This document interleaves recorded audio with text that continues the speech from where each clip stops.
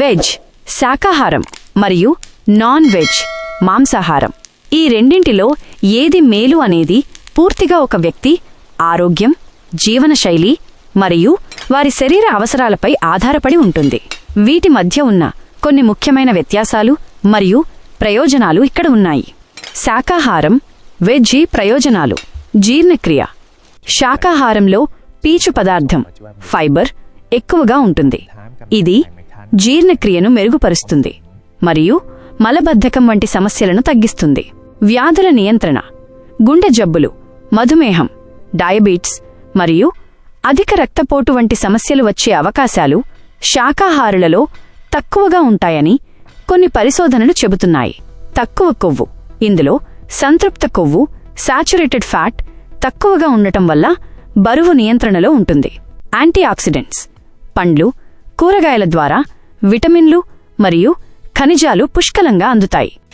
మాంసాహారం non veg ప్రయోజనాలు. Protein. మాంసం, గుడ్లు మరియు చేపలలో నాణ్యమైన ప్రోటీన్, కంప్లీట్ ప్రోటీన్ ఉంటుంది. ఇది కండరాల నిర్మాణానికి చాలా అవసరం. Vitamin B12. నాన్ వెజ్లో విటమిన్ B12 అధికంగా ఉంటుంది. ఇది మెదడు పనితీరుకు మరియు రక్తహీనతను తగ్గించడానికి తోడ్పడుతుంది. శాకాహారంలో ఇది చాలా తక్కువగా దొరుకుతుంది. ఒమేగా-3 ఫ్యాటీ యాసిడ్స్.